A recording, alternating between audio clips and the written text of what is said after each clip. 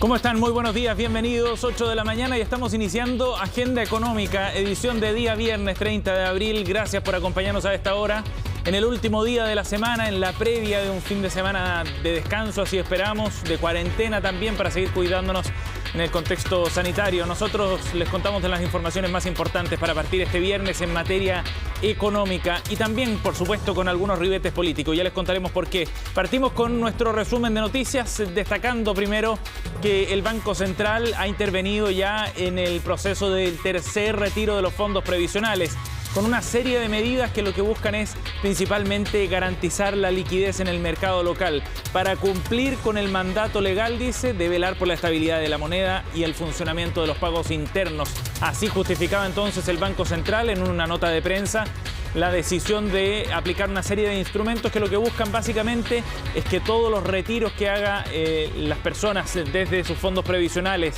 y las liquidaciones de inversión que tengan que hacer las AFP se hagan de manera ordenada, que no genere una alteración en el mercado. Hay experiencia al respecto, ya se había implementado esto en julio y en diciembre. En unos minutos les contaremos detalles de cómo está operando este tercer retiro y también de las aseguradoras que tienen que llevar adelante su propio retiro del 10% desde las rentas vitalicias.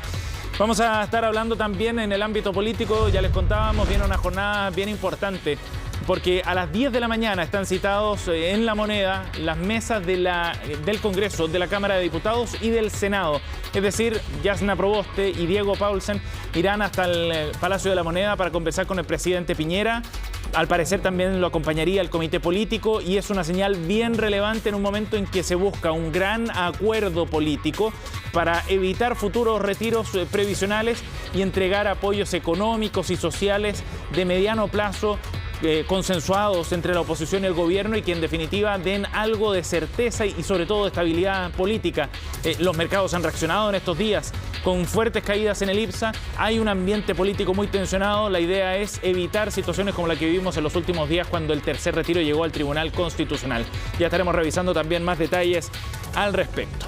Y en materia internacional tenemos dos temas para destacar. Por un lado, la Unión Europea anunció una demanda contra Apple por abuso de posición dominante, en lo que ha acusado el bloque europeo en una nueva acción legal contra uno de los gigantes tecnológicos. Recordemos que ya ha lanzado ofensivas contra Google anteriormente y ha planteado también la necesidad de regular precisamente estos mercados. En este caso, se trata del mercado de distribución de música en streaming desde su tienda de aplicaciones App Store. Y según el diario El País de España, la multa que se podría llegar a aplicar después de un largo proceso, por supuesto, podría ser hasta el 10% de sus ingresos globales, es decir, cerca de 27.000 millones de dólares. Esa es la magnitud del paso que está dando la Unión Europea contra Apple. Por otro lado, en Estados Unidos, ayer conocimos detalles del crecimiento de la primera economía mundial en el primer trimestre. Muy buenas noticias, 6,4% de crecimiento para la economía del norte, lo que evidentemente da cuenta de una economía que ya está volviendo a ponerse en marcha después de la pandemia del duro año 2020, de la mano de un proceso de vacunación, como vemos en imágenes, que ha sido bien exitoso. Ha logrado Estados Unidos volver a ponerse en marcha y también con el apoyo de los planes de estímulo fiscal impulsados por el gobierno de Donald Trump anteriormente y ahora reforzados con Joe Biden. Ya les contaremos más detalles, pero las proyecciones de crecimiento para este año se afianzan después del número conocido ayer. Por último, revisaremos detalles de los mercados en una jornada que ha comenzado, eso sí, con algunas pérdidas. En Europa, por ejemplo, marcados por datos de crecimiento que han sido menores a los esperados. En España, de hecho, ya se plantea derechamente la posibilidad de que haya una doble recesión. El proceso de vacunación ha sido mucho más lento de lo esperado y eso está empujando a los mercados en Europa a la baja. En el caso de Alemania, en todo caso, ha sido leve, 0,05% de pérdida. Anteriormente en Asia, más temprano, en Japón hubo una caída en torno a 0,83%. En el Hang Seng de Hong Kong, cerca de 1,9%, parte de los números que marcan el inicio del día. Ayer el IPSA, recordemos, cerró con una caída de 0,95%, lo que refleja nuevamente el nerviosismo que hay en el mercado local, también fundamentalmente por las consideraciones políticas acá en el país. Bien, 8,5, nuestro resumen de noticias para que partamos ya revisando detalles de lo que ha ocurrido en las últimas horas y vamos a partir de inmediato analizando detalles de este tercer retiro de los fondos previsionales que ya está en marcha y tiene varias aristas que vale la pena detenerse para analizar en detalle. Por un lado, las AFP ya están en el proceso de implementación de este tercer retiro. Con la experiencia adquirida en el primer y segundo proceso del año pasado, hay un mecanismo que ya es más fácil de implementar. El próximo lunes comienzan a recibirse las solicitudes. Mientras tanto, el regulador está atento para evitar cualquier tipo de problema. Las instituciones ya deberían informar a los afiliados del monto total ahorrado, por ejemplo, para que puedan solicitar este retiro de dinero desde el próximo lunes y de esta forma entonces se privilegiará un proceso online. Las administradoras de pensiones, por su parte, dicen estar preparadas también para iniciar el proceso, entregar los montos también lo antes posible. Hay un plazo de 15 días hábiles, pero es probable que eso pueda ser antes. Lo cierto es que el proceso está en marcha. Hay un interés también porque sea exitoso desde el punto de vista de los propios afiliados que necesitan estos retiros lo antes posible. Escuchemos a algunos de los gerentes de AFP que se refirieron precisamente a este proceso y cómo se están preparando para sacar adelante el tercer retiro. Esperamos poder realizar los primeros pagos durante la próxima semana y de esta manera reducir de forma considerable los plazos establecidos por la normativa. Por nuestra parte, nos comprometemos a trabajar sin descanso para que todos los afiliados a UNO AFP puedan recibir sus lucas lo antes posible.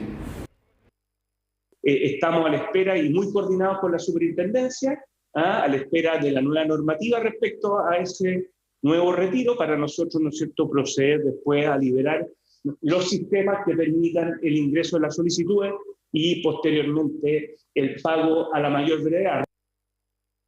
Estamos preparados para abordar el nuevo proceso de retiro de ahorros. Durante esta semana estaremos notificando a nuestros afiliados del monto máximo que pueden retirar según sus ahorros y estaremos comunicando por nuestros canales oficiales el inicio del proceso según determine la autoridad.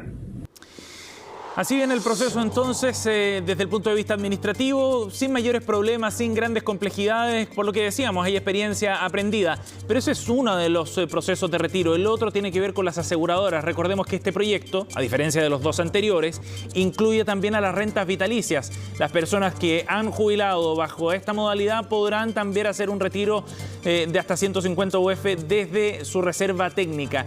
Hoy día las aseguradoras publicaron una inserción, los invito a que la revisen, que va a generar controversia, estoy seguro, porque es una declaración cargada desde el punto de vista del aspecto político. Es un llamado a las autoridades, ustedes lo están viendo en pantalla, en relación con esta reforma constitucional para permitir este retiro de las rentas vitalicias. Las compañías de seguro, de acuerdo con la normativa establecida, dice, van a implementar los mecanismos de pago para aquellas pensiones que lo soliciten, aquellos pensionados, en los plazos que se establece, es decir, en 30 días. Aquí vienen los puntos políticos. Vemos con preocupación, dicen las aseguradoras, que este anticipo de rentas vitalicias va a reducir de manera permanente en la proporción del anticipo pagado las pensiones de aquellos que han optado por este camino, las pensiones en unidades de fomento. Recordemos que ese monto no varía en el tiempo, pero ahora sí va a disminuir porque el retiro, ya que no hay un fondo, pues se ha comprado un seguro, el retiro viene precisamente como un anticipo de las rentas vitalicias. Y eso significa un impacto inmediato, advierten las aseguradoras. Respetuosamente, siguiente párrafo, llamamos a las autoridades a destinar con el mayor sentido de urgencia los recursos públicos necesarios para generar una alternativa oportuna a este anticipo aprobado. Es decir, están vegando por un mecanismo que permita evitar el retiro de aquellos que se han jubilado bajo rentas vitalicias. Generar un mecanismo que permita evitar el retiro. Es el llamado que están haciendo derechamente las aseguradoras. Detengámonos ahí un segundo en el párrafo final. Viene la parte más relevante respecto a los alcances legales. Ojo con este punto, que tiene esta iniciativa en los contratos de las compañías de seguros. Cada una de ellas está evaluando tomar las acciones y medidas correspondientes para hacer efectivos sus derechos. Ojo con este punto, es una explicitación de lo que ya se había advertido, que probablemente las aseguradoras van a recurrir a los tribunales de justicia acá en Chile y eventualmente afuera para poder zanjar este punto, tal como lo establece, dice el comunicado, el ordenamiento jurídico de nuestro país.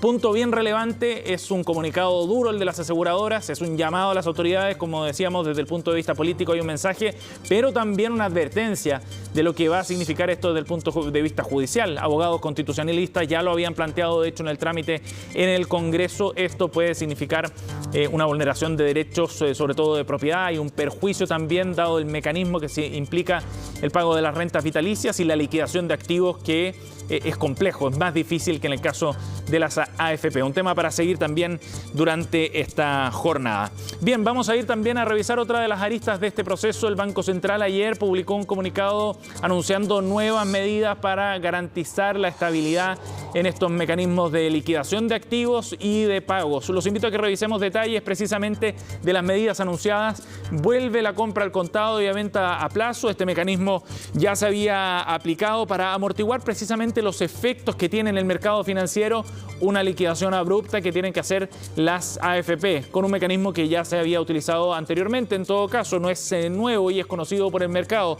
De esta forma, entonces, las compañías de AFP, las AFP precisamente, podrán recurrir a este mecanismo de compra al contado y venta a plazo desde el próximo lunes hasta la segunda semana de julio de 2021. Hay un remanente en ese programa de $9.500 millones. Hay una operación de recompra también y aceptarán más instrumentos para depósito, dice. Se han flexibilizado en ese sentido las normas, también los criterios de la Superintendencia de Pensiones. Por ejemplo, sobre los límites de inversión por emisor bancario nacional, sube a 8,75% el tope que tienen las AFP.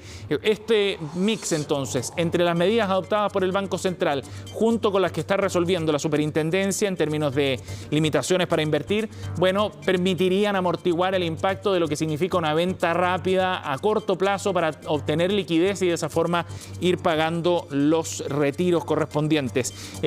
Las medidas han funcionado, aunque hay advertencias también de algunos economistas respecto a lo que esto puede significar en las tasas de interés de largo plazo.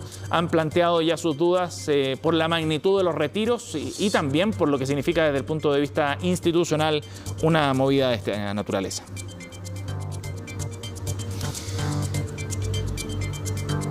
Bien, vamos a ir a otro tema. Se acaban de entregar ya las fechas, se está corriendo el plazo para este tercer retiro y en el Congreso ya se ha levantado la voz respecto a la posibilidad de un cuarto retiro de fondos, condicionado a que el gobierno pueda entregar nuevos mecanismos de ayuda más universales, plantean los parlamentarios.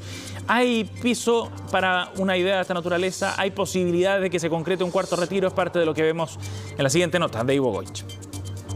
No ha comenzado la entrega del tercer retiro de fondos de las AFP, pero al Congreso ya ingresó el proyecto que propone un cuarto giro. La autora, la diputada Pamela Giles. El proyecto propone que por consecuencia de la declaración de estado de excepción constitucional de catástrofe por causa de la pandemia, se permita a todos los afiliados a las AFP disponer nuevamente de un porcentaje de sus fondos. La crisis no la pueden seguir pagando las trabajadoras y los trabajadores. Y por tanto, que aquí lo que se requiere es un gobierno comprometido con la protección social para que no sea necesario recurrir nuevamente a los ahorros.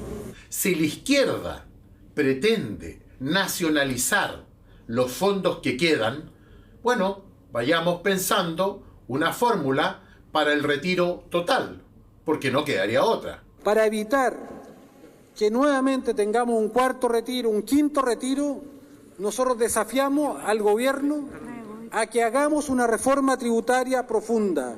Un nuevo retiro que no tendría el mismo apoyo en el Congreso, pero esta iniciativa podría ser la opción para que el gobierno inicie una negociación por una reforma tributaria y una renta básica universal. De esta forma, las personas evitarían seguir financiando sus necesidades producto de la pandemia. Si se está hablando de un cuarto, de un quinto o más retiro, es porque aquí hay que abordar de fondo, en serio, el fracaso del sistema solo de capitalización individual.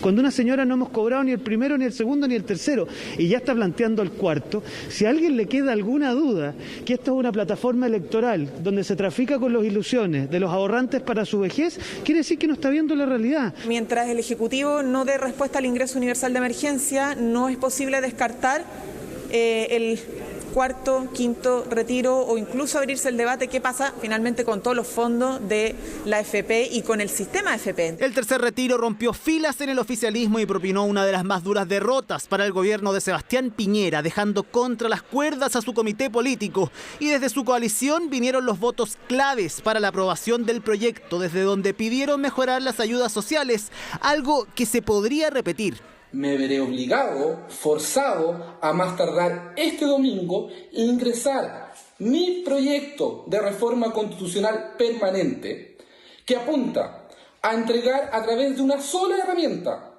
un cuarto, un quinto y un sexto retiro de fondos de ahorro previsionales. Los focos ahora apuntan al pago del tercer retiro de fondos, pero ya hay intenciones parlamentarias de ir por un cuarto. Mientras otros apuestan a, por fin, lograr un acuerdo que no implique retirar dinero de las AFP. Esta ha sido una buena semana para el precio del cobre. Ha estado tratando de romper la barrera que está situada en el precio máximo histórico alcanzado el año 2011. Queremos revisar lo que está ocurriendo hasta ahora precisamente con el precio del cobre. Ustedes están viendo el gráfico que muestra cómo ha evolucionado el precio en el último año y ahí ha ido avanzando, subiendo sostenidamente. Durante este 2021 ha ido rompiendo sucesivos récords y se ha mantenido por sobre los $4 en promedio. A esta hora se está cotizando en $4.48. Ha ido subiendo nuevamente en esta jornada, pero todavía no logra romper la resistencia asociada al precio máximo histórico que, como lo decíamos, había alcanzado en febrero del año 2011. Desde ahí no ha podido romper ese punto, pero en el mercado anticipan que es probable que lo haga en las próximas semanas ante un escenario de una oferta algo más apretada y de una demanda que ha ido creciendo sostenidamente, sobre todo cuando en China, el principal comprador, ha habido buenas noticias también de recuperación económica. Esto es lo que está ocurriendo con el precio del cobre, 4,52 me informan, y ahí estamos viendo en pantalla precisamente es el precio a esta hora para el precio del cobre, la Bolsa de Metales de Londres. Vamos a esperar el cierre, que estará en unos minutos más para ver si es que efectivamente logra romper esa resistencia del precio histórico alcanzado por el cobre, que mantiene de esta forma su tendencia al alza. Bien, 8,17, nos vamos a ir a una pausa. Volvemos de inmediato para seguir revisando otras informaciones acá en Agenda Económica.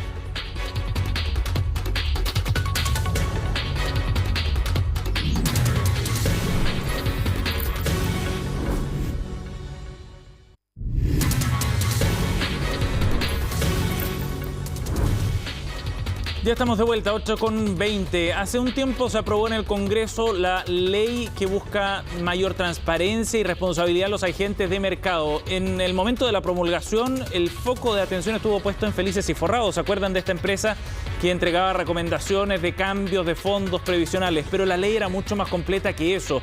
Bueno, queremos abordar este tema. Estamos en contacto a esta hora para conversar sobre este asunto con Cristian Solís de Obando, exgerente general de la Bolsa de Santiago. ¿Cómo estás, Cristian? Gracias por el contacto. Cristian, ¿estás por ahí? ¿Me escuchas? Vamos a corregir de inmediato la conexión con Cristian Solís de Obando para conversar sobre este tema.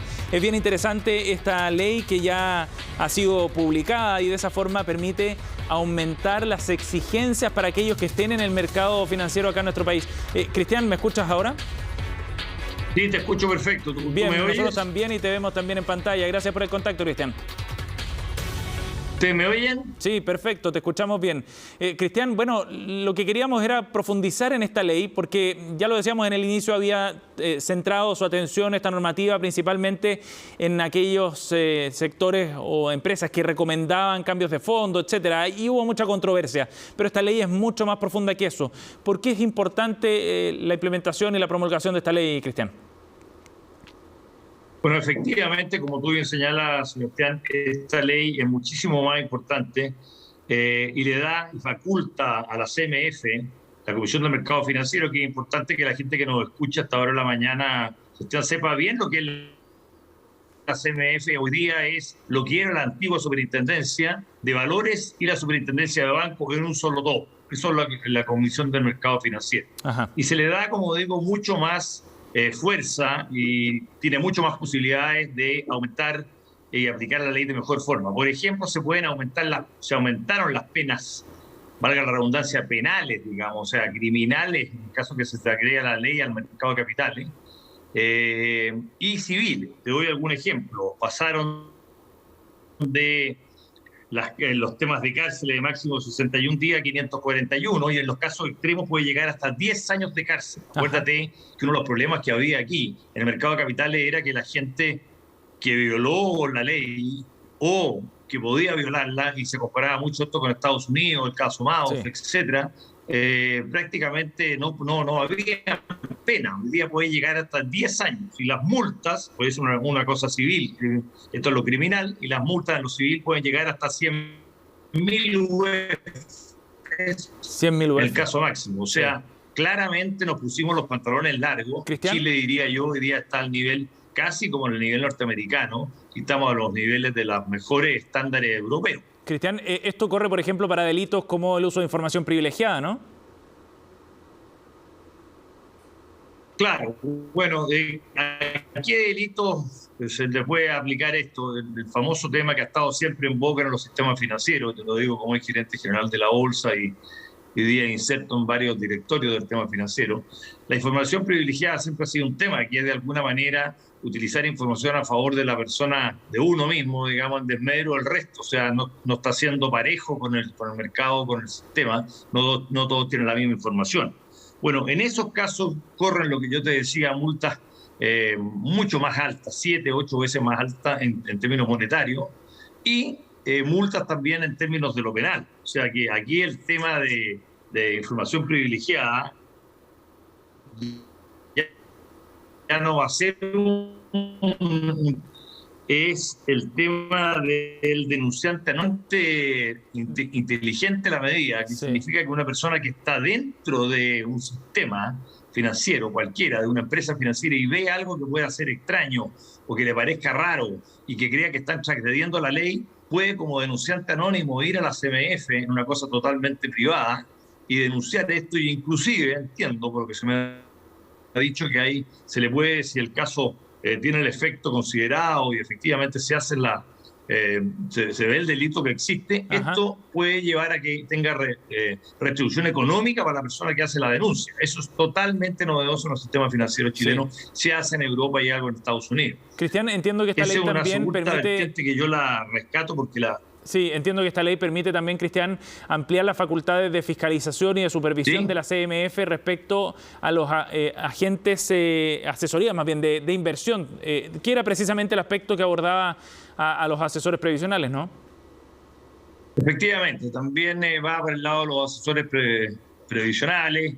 Ellos ya caen dentro del radar, por decirlo de alguna manera, de la CMF, que antes no caían, de manera tal de que también se les suben las multas, tiene que tener obviamente las virtudes morales y legales y financieras con track record, cosa que no pudiera meterse gente que no estuviera previamente calificada por el sistema financiero. Y hoy día, como te digo, caen dentro de la red y el radar de la CMF, cosa que es muy relevante porque tú sabes, digamos, de lo que pasó recientemente en Estados Unidos, con un caso de un fondo de inversión que no era regulado y hizo un default, una estafa de miles de millones de dólares. Eso es lo que quiere evitar la CMF hoy día. Exactamente. Cristian, ¿cuáles serán los efectos de todos estos cambios normativos? ¿Qué crees que va a significar esto para el funcionamiento del mercado financiero acá en nuestro país? Bueno, esto yo creo que va a ser clave porque la gente... es inteligente y entiende los mensajes. Cuando lamentablemente esto debería funcionar por la palabra y por la confianza, porque somos todos gente decente, pero siempre en la viña del Señor y en el sistema existen personas que quieren faltar la regla y saltar la fila, como se dice hoy día.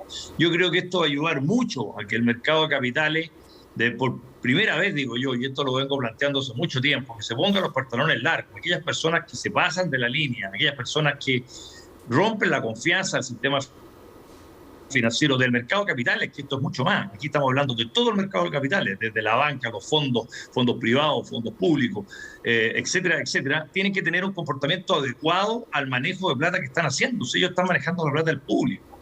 Y aquí está depositado, Sebastián, lo más relevante del mundo financiero, que es la confianza. Si la confianza se destruye, bueno, no solo van a venir penas muy altas, como te señalaba, de cárcel en el extremo hasta 10 años, sino que además está la exposición pública de que con ese tipo de personas obviamente no se puede operar. Yo diría que es la sanción más alta inclusive que la cárcel o inclusive que las penas materiales.